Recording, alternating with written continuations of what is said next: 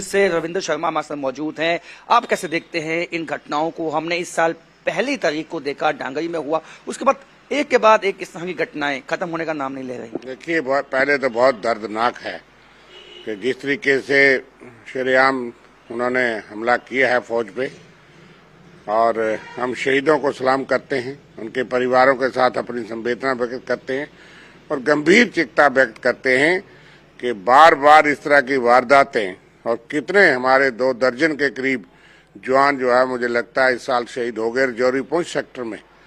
और वीडियो बनाते हैं हमले करने के बाद आतंकवादी, और सरकार दावे करती है कि हालात बहुत अच्छे हैं। राजौरी पुंछ में हमने कई बार कहा है कि मिलिटेंसी रिवाइव हो गई है, और ये बहुत गंभीर चिंता की बात है कि जो इलाका पिछले कई सालों से शांत था और जहाँ पे आतंकवादी वारदातें नहीं होती थी, आप तो शरेआम घूम रहे, और दहशत का माहौल है गांव में। मैं अभी हाल ही में उस इलाके का टूर करके आया हूं और मुझे ये मालूम है कि आम आदमी भी सहमा हुआ है कि आतंकवादी हैं, वो कहाँ निकलेंगे, कहाँ वारदात करेंगे। मासूम लोगों को बचाना चाहिए। फुल फ्लेज्ड सरकार को चाहिए कि अभियान चलाएं। हालांकि सेना, सिक्योरिटी फोर्सेस, पुलिस बड़ी बहादुरी से, बड़ी हिम्मत से अपनी जान की कुर्बानी दे करके आतंकवादियों का मुकाबला कर रहे हैं, लेकिन राजौरी पुंछ तो खासकर और कश्मीर के अंदर भी जो वारदातें हुई हैं, ये चेताने वाले संकेत हैं और इन संकेतों को गंभीरता से लेना चाहिए केंद्र और यूटी एडमिनिस्ट्रेशन को। क्योंकि सर आप वहां अभी टूर भी करके आए हैं और आपकी जो राजनीति पृष्ठभूमि है वही इलाका है, तो आप क्या देखते हैं? क्योंकि ये भी बातें निकल के आई हैं कि लोकल सपोर्ट वापस आतंकवादियों को मिलने लगा है, क्या वजूहत है इसके? देखिए, जब दहशत का माहौल होता है तो लोकल सपोर्ट जो है मिलना शुरू हो जाती है। पहले लोकल सपोर्ट नहीं थी, लेकिन 1 जनवरी को डांगरी के अंदर हत्याकांड हुआ, और उसके बाद फिर आपने देखा कि कालाकोट के अंदर हुए, मेंढर के अंदर हुए।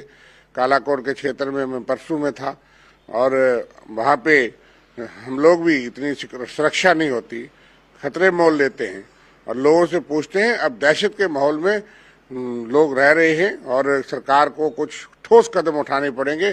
सिर्फ बयानबाजी और अखबारों में देने से सक्षम नहीं है। मैं ये मानता हूँ विलेज डिफेंस मैकेनिज्म को, और उसके साथ साथ वहाँ पे पुलिस, आर्मी की चौकियां लगानी पड़ेंगी। जिस तरह से पिछली सरकारों ने आतंकवाद का खात्मा किया था राजौरी पुंछ में भी और जम्मू कश्मीर के अंदर, वल्नरेबल एरिया, सेंसिटिव एरियाज में सरकार को फुल फ्लैज मैकेनिज्म बनाना पड़ेगा।